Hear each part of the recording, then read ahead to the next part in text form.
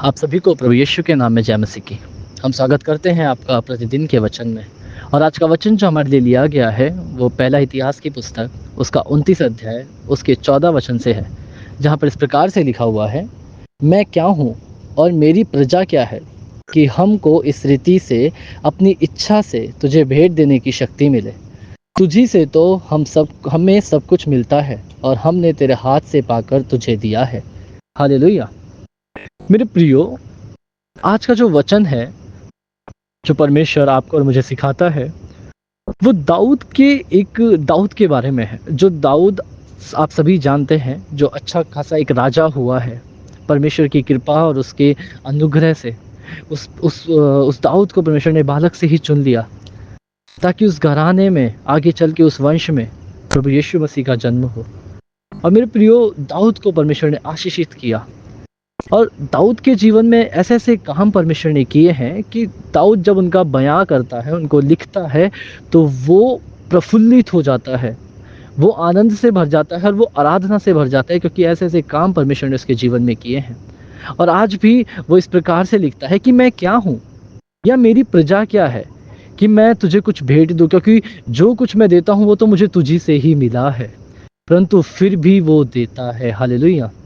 मेरे प्रियो, कई बार आप और मैं हमें हमारी छोटी सी कमाई पर या हमारी छोटी सी बात पर हम घमंड करने लगते हैं। ये तो मैंने किया है, ये तो मेरी मेरी मेहनत से मिला है, ये तो मैंने करके कमाया है। परंतु मेरे प्रियो, जब आप इस बात को समझेंगे कि वो सब कुछ परमेश्वर की ओर से दिया हुआ भाग है। जरा सोचो, अगर आपके पास फुर्ती ना होती, क्या आप उसको कमा के ला सकते थे? जरा सोचो, परमेश्वर ने आपको अगर बुद्धि ना दी होती, ज्ञान ना दिया होता, तो आप क्या कमा के ला सकते थे उसे?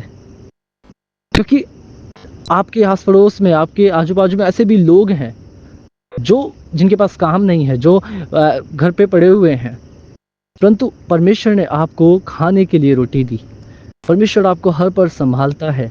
क्यों मेरे प्रियो? क्योंकि उसने आपको और मुझे देखा है और वो आपको और मुझे अपनी आत्मा से भी भरता है और अपनी आशीषों से भरता है। और ये बात दाऊद अच्छी तरीके से जानता है, इसलिए वो कहता है, प्रभु मैं कौन हूँ? मैं तो तुच्छ प्राणी हूँ, मैं कुछ नहीं हूँ तेरे सामने।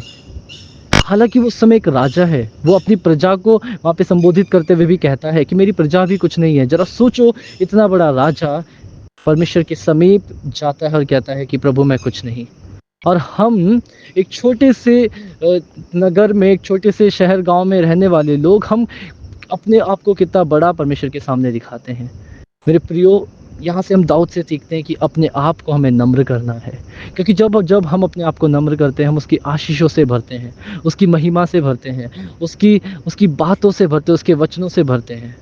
और वो आपको इस कदर भरता है कि आपके आने वाली वंशज जो है वो प्रफुल्लित होती है, वो आशीष पाती है। जिस प्रकार से यहाँ पर सुलेमान को आप देखते हैं, किस प्रकार से सुलेमान सबसे बुद्धिमान राजा हुआ है।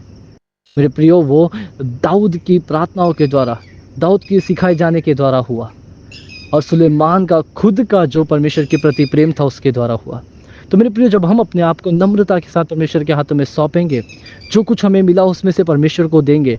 परमेश्वर ने हमें 24 घंटे दिया, हम उसमें से निकाल के परमेश्वर के लिए समय बिताएंगे। परमेश्वर ने हमें कुछ दिया, हम उसे कलीसिया में भेंट लेके जाएंगे। तो उस प्रकार से मेरे प्रिय, जब आप परमेश्वर के समीप जाते हैं, तो परमेश्वर आपको अपनी आत्मा से भरता है, आपको अपनी आशीषों से भरता है। वो कहता है कि तुम ये सब करके देखो, मुझे परखो कि मैं तुम्हें स्वर्ग के भंडार से आशीषें देता हूँ या नहीं देता। तो मेरे प्रियो, क्यों ना हम अपने आप को जांचें और परमेश्वर के हाथों में सौंपेंगे। आइए हम प्रार्थना करें। धन्यवाद प्रभु यीशु, धन्यवाद करते हैं सुंदर समय के लिए प्रभु, जो आपने हमारे जीवन में दिया।